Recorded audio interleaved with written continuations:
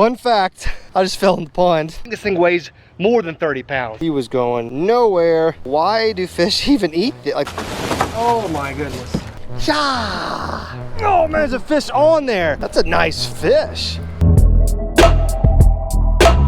What is up, ladies and gentlemen? Welcome back to another video. Specifically, welcome back to a little segment I like to call Story Time with Uncle Lojo. God, oh, it's so bright out here. I'm like a vampire. I come out from the darkness, I just get blinded by the light. Even with my sunglasses on, it's still crazy bright out here. So the other day, I was realizing I am running dangerously low on soft plastics, specifically Googan baits, which are some of the soft plastics, worms, craws, and creature baits that I like to use specifically. Oh God, don't judge me, guys. Don't judge me. Don't you judge me. I know my room is a freaking disgusting pit, but as you can see, my Googan bait section is getting pretty skinny these days. I mean, I got a few packs of a few different things, but I'm missing like 2 or 3 things altogether. Now I do have some Googan baits just kind of scattered along, but the rods and reels, I got that covered, but Googan baits, I'm really running low on. So I reached out to my good buddies, the people that run the Googan baits sales and everything. And I was like, hey dude, I need some stuff, okay? You know, I need this, I need that. I don't have much stuff. And he said, got you fam, and sent me some stuff. The problem is, this is what he sent me. Now, this looks like your ordinary, average, everyday box, but this thing weighs about 38 pounds. And if you think I'm kidding, let me show you. I'm gonna open my tailgate, I'm gonna dump this thing out. Ah, don't mind me, just got a premium dog palace back here for my dog. It's starting to get cold. And got an inflatable kayak in that box. Videos coming soon on that. Ugh. I think I may have undersold myself. I think this thing weighs more than 30 pounds. Check this out. Was I lying though? As I look for a knife, I'm kind of wondering, is it just Googan baits in there? Or is there something, are there like shirts, hoodies, shoes? I mean, how many Googan baits can you fit in a package like this to make it 30 pounds? Haha, ultra sharp knife. Have cut myself on this thing many times. Oh yeah, probably just cut through about 15 packages. Look at that, right through like butter. Oh God, I almost cut through the cardboard. Oh geez, just need to get the tape. Oh boy, it's about to get real. Oh, look at this. Oh my goodness. There's like layers, there's like, there's like layers. Those are like little 6-packs, I get it. So for every like type of lure and color, are they all the same color? Yeah. So I guess there's just like a 6-pack of everything. Well, it's official. We need to dump this out. Ah. Oh my goodness. Well, it's official. I might be the richest Googan baits owner outside of the actual Googan squad. This is nuts. Without getting too boring here, I mean, it looks like we've got just about everything. I mean, there's a pack of the 6-inch lunker logs. There's the 5-inch lunker logs, trench hogs, slim shake worms, cracking craws. I'm trying to kind of organize everything. There's some bandito bugs, some Mondo worms. Wow, this is pretty nuts. All right, here we go. So we've categorized them a little bit better. So this kind of gives you a better idea, as my dad would say, better idea of what's going on here. We've got 6-inch lunker logs, got all different kinds of colors. I mean, I'm just gonna say the colors right now. They're pretty much the same across the board, but you know, black, blue, it's a really favorite color of mine. Green pumpkin, another favorite color, watermelon red. And you've got some kind of Bama craw, which is like kind of the orange, but those 3, 4, 5 colors are kind of gonna be throughout. Got some 5-inch lunker logs right there, trench hogs, the 3 main colors. For me, it's really hard to beat a natural color like this, which is almost like the green pumpkin, and then a black and blue for muddier water, and then like an Alabama craw for just kind of an all-around general purpose. Just hard to beat. Slim shake worms I probably got the most of because that's the one that I use and go through the most. I find that it's the most versatile worm that I use. Cracking craws, boom, boom, boom. I love the cracking craws. Springtime bed fishing bait. Also a trailer for like a chatterbait or anything like that. Bandito bugs, I like to rig those by themselves and just swim them along. Love the little bandito bugs. One of my favorite, probably my second favorite Googan bait. Got the Mondo worms, which is one of my favorites as well. As you guys know, summertime, big time summertime big worm fan. Well, I don't think I'm gonna be needing Googan baits anytime soon, which is it's a good problem to have, to not need some of your favorite lures anymore. I doubt that I'm gonna need any more of them for a long time. In fact, I would be willing to say I have so many, I should probably get rid of some. So, if you're watching still this video, you may wanna keep on watching. I'm gonna go ahead and give away some of these at the end of the video or at some point in the video. Don't just skip to the end. You never know when these little giveaways are gonna happen. What I'm thinking is probably 1 pack of each. You know, that kind of makes sense to me. Like, not a 6-pack of each, because I actually need these lures, but like 1 individual pack of every single thing that I got. I think that sounds like a good deal for you guys. But what we're gonna do is a couple local ponds that I have not fished in a while. I really want to check on them and see how the fish are doing, see how they're reacting to some of this cooler weather that we're getting, this fall transitions going on. So we're gonna get some of these things rigged up, head out to the pond, show you just a couple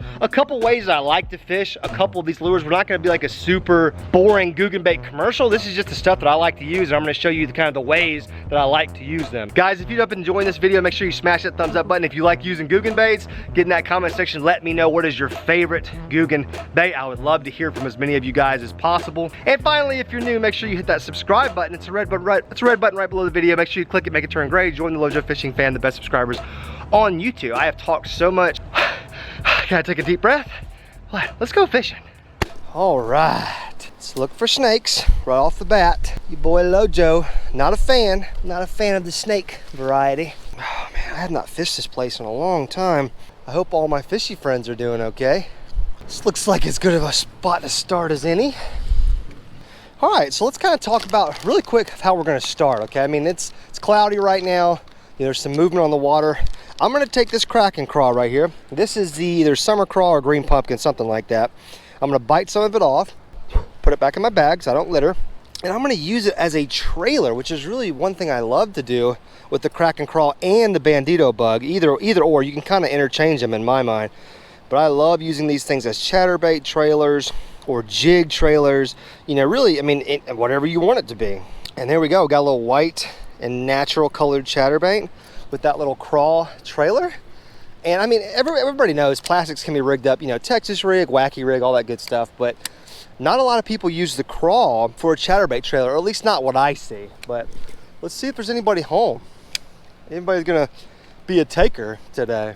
It's got such a good movement in the water, guys. I know you can't see it, but take my word for it. That craw is just the perfect trailer for a chatterbait like that. This looks great. The little flapping arms. I love it. The chatterbait is really gonna come into play for a lot of people here soon. Probably a lot of people already. But when the fall transition's coming and fish are eating bait fish, that's what they're eating, that's what their main diet is consisting of. The old chatterbait, especially like the white colors and stuff like that, imitating shad, for me, that's gonna be a big time bait. Oh man, I had one. Whoa, that was crazy. Dang it, I don't know why I was so surprised just then. Okay, so first of all, I just choked on something I'm not even eating. I just broke off my dang chatterbait in that tree up there. I just freaking had one. Wow, that's a quick end to the chatterbait because I only brought the one. Wow, okay. We are off to a wonderful Lojo fishing start right here. I had a bite right there and it was so fast and hard. My line was running all of a sudden. And by the time I set the hook, I guess I missed him, yanked it out of his mouth into the tree, then broke off in the tree, and it's way too high for me to try to get it. But that's gonna segue us perfectly into my next lure now that we've lost that chatterbait. Now, you guys have seen a weighted Texas rig a million times, okay? I don't need to tell you about the effectiveness that a weighted Texas rig can have, but maybe I can show you something with the Bandito bug that maybe you haven't seen that much. First of all, with the Bandito bug, I like to separate all the little appendages, right? Because there's about 6 of them. Separate them all. That way they're all free flapping in the water. This is a black and blue color, which should be really good with this cloud cover. And since we know the moving bait bite is kind of, well, it looks like it's working because our third cast, we had a bite on the chatterbait. So there we go. Our Texas rig is complete. Got a real light lead weight, like a 3/16 ounce right there. And we're not going to hop this thing on the bottom, which is what you would do with a typical Texas rig. Let's get it out here to the same exact spot. We're gonna slow roll this thing just like that. And I mean a slow roll with maybe some twitches in there, you know, little twitches like that. Or if you just wanna pop it up every now and again. But I love swimming the Bandito bug. One of my favorite ways to fish a soft plastic in a moving variety. Now, of course, you can bounce it, you can hop it, you can certainly do that, but I have just had a ton of success in the past, just kind of slow rolling it, just trying to maintain that bottom contact, or at least right on top of the bottom, and then just kind of slowly retrieve it, just fast enough to where those little legs and flippers and stuff are just kicking all over the place. By the way, guys, I'm filming this video on a new GoPro, so let me know if you guys can even tell at all, like a different quality or an increase in quality of my GoPro footage, because I'm trying to give you guys the best content out there. Wow, this water's really cold. That's crazy. I can't believe how cold it is. We may have to slow some things down. This is a spring-fed pond. I guess that kind of, you know, that helps regulate the water temperature a little bit better, but man, as hot of a summer as it's been, I cannot believe the water in this pond is that cold. Let's pack up and try to get a better vantage point over here. Makes you wonder about the color difference though. I mean, that first bait that I was throwing was white and natural. You know, it was white and green pumpkin-y, whereas that second one was black and blue. So we could have a situation here where fish obviously want one color and don't want another color. Seems crazy that fish can be that picky, but believe me, they can be. Oh man, that should be a fish. Oh man, there's a fish on there. No way. That was the weirdest thing ever. I cast it out of the little grass island right there. I even said, oh boy, underneath my breath, because I was like, man, that's a cast where a fish should be right there. And I thought I felt a bite, but I kept reeling to, you know, retrieve my lure, and there was nothing there. So, but that dang fish was running right at me with the lure in its mouth. That was just silly. That's the second moving bait bite though, and both bites have been kind of weak bites to where they didn't get hooked. So I don't know, that's good, but it's also not great that they're being a little non-committal right now is what I like to call that. When the bass are biting, but they're not like swallowing it. They're not engulfing the lure and getting hooked real good. That's a fish. Got him. Oh, that's a nice fish. That is not a small fish. I went back to hopping the bandito bug instead of swimming it, and there he was. He just picked it up very lightly. He didn't hit it real hard. That's a thick fish right there. Look at that guy. That's a healthy freaking football right there. All right, buddy. Well, really thick fish. Fat, thick, whatever you want to call her. Him, it, they. Thank you, buddy. Okay, so what does that tell us? It's really hard to say. I know I've screwed my lineup here big time. I have no idea how I did this. Now, I was retrieving it. You know, it wasn't like a straight up Texas rig like drag. It wasn't that. It had a little bit more speed to it than that. These fish are hungry and probably actively feeding. So that's what we need to know though. Finally got that out. Good Lord. Jeez. Mr. Bandito bug, I'm telling you guys, one of my favorite, not just favorite Googan bait, not just my favorite Googan bait, like one of my favorite lures of all time.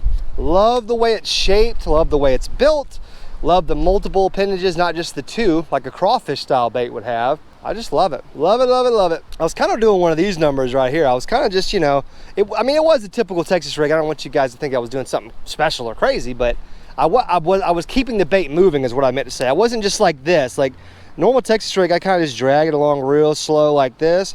But this time I was like actively working it and hopping it a lot, just keeping it moving. Effective enough for that fish. Since we do have this weighted Texas rig on here, let's go ahead and switch to one of the two final lures and how I like to use them. Once again, guys, I could go through every single lure and bore you guys to death and spend all day talking about it, but you know, let's not do that. Let's keep this fun and just keep it narrowed down. Let's take a pack of the old natural Slim Shake worms and slap one of those bad boys on there. Like I said earlier, Slim Shake worms definitely one of my favorites. I mean, maybe my favorite, or you know, I should say the one that I use the most, one that I go through the most. As I was saying with that Bandito bug, I kind of work that thing differently than I do a normal Texas rig. This, we're gonna kick this straight normal Texas rig style. We're gonna drag it, we're gonna hop it, we're gonna try to entice the fish using any of those techniques. I mean, literally anything. All right there, Natural Slim Shake, don't fail me now. Don't make me look like an idiot.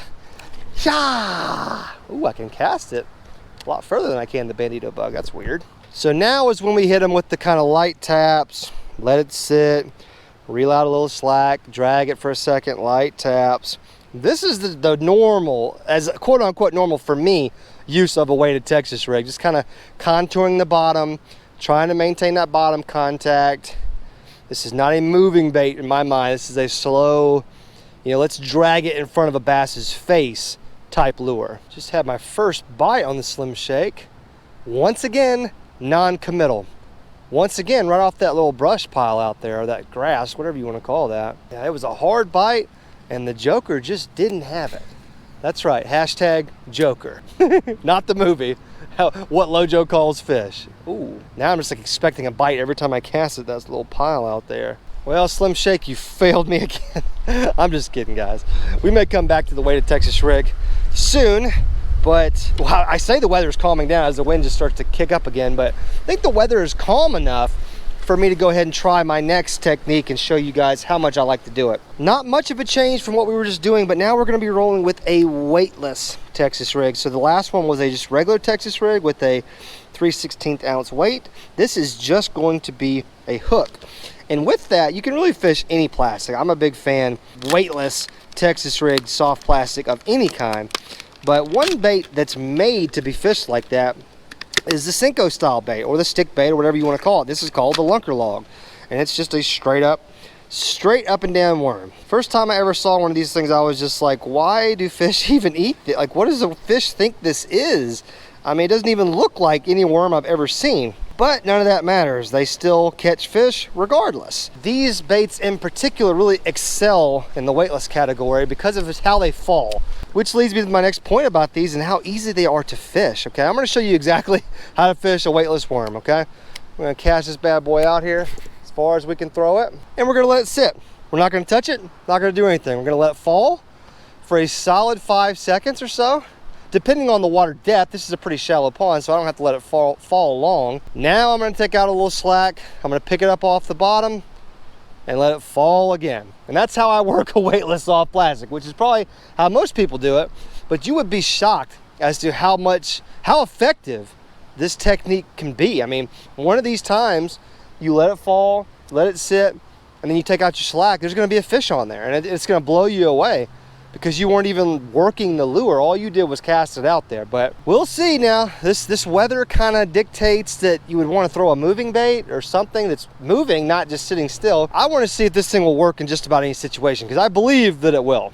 I am really regretting not bringing any other moving baits with me right now, because the chatterbait, that may have been the move. I mean, the way this water is, the way it's moving, how cold it is, man, I may be throwing the complete wrong thing, but it's all good. It just occurred to me a minute ago. I was like, man, I really wish I had something else. Haha, look what I found. Little swim jig head. I don't know about you guys, but that just might work. The only question is, should we Bandito bug it, or should we crack and crawl it? What about the Bandito bug on this same swim jig head? Slightly smaller of a profile than the crack and crawl, a little bit more compact anyways. Maybe the black and blue is the move. I don't know. Just when you think you've got these fish figured out, they just stop biting altogether, and then you have no idea what they want. They just move to the other end of the pond and just say, you know what, Lojo? That's enough. Get out of here. Leave. Oh man, look at that. No way. A little guy came flying out from underneath this brush right here. That's crazy. I saw him too. Oh man, got him in the top of the face. He was going nowhere. Right in the snout. Sorry, buddy. That's a healthy fish. But see how dark he is compared to that first one? It's because he's been hanging out underneath all that junk right there. Wow. Look at that little guy. He's feisty and he's healthy too. Beautiful fish.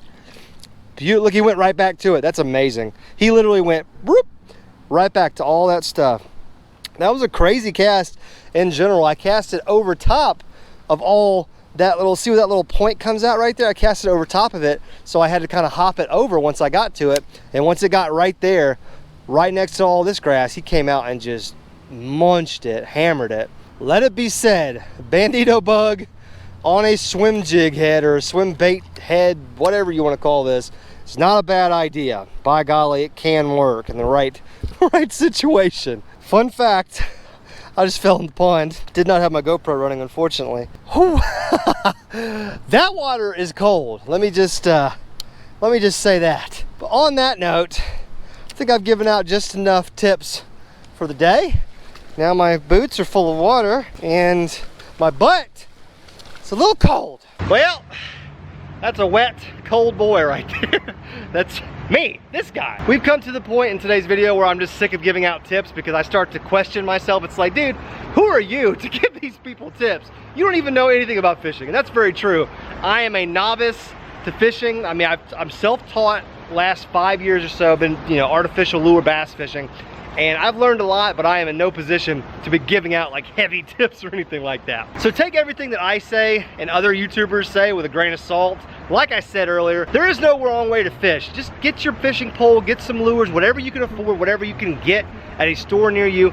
Go out and fish. That's the best way. It always has been. It always will be, to find out for yourself what lure works in your pond. You know, what lure makes you feel comfortable and confident, most importantly. But today's video was pretty fun to make. It was really cool unboxing that almost $1,000 worth of Googan baits. I mean, I sat down and did the math, and if you go by MSRP, not necessarily how much you find it for at each particular store, but that was about $1,000 worth of Googan baits. So a big shout out to the guys for making awesome baits and sending me some to mess around with for the rest of the year. Make sure you get in that comment section, guys. Let me know what is your favorite Googan baits. I always love hearing from you guys. Smash that thumbs up button if you want to be entered into the giveaway. That's the first step, smashing the thumbs up button. Next step, making sure you're subscribed to the channel. It's a red button right below the video. It says subscribe. Bell notification has to be turned on as well, guys, because that's the part that matters. Lately, YouTube has just not been recommending my videos, has not been notifying my subscribers at all. So you have to make sure the bell notification is enabled, guys. If it's not, YouTube will not show you at all that this video has been put out. Like I said though, I will give away one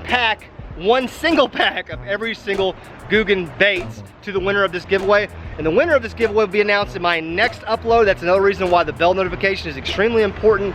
That way when I drop my next video, you go to the description of it, push show more at the bottom of the video, and there'll be a little thing that says Googan Baits giveaway winner or something like that. If you see your name, get up with me. I have all social media, Instagram, Facebook, Snapchat, Twitter, all at lojo.fishing. I also have an email account, lojo.fishing@gmail.com. I am sick of talking. I am getting out of here. On to the next fishing adventure. Thank you guys so much for watching. Fist bump, I'm out.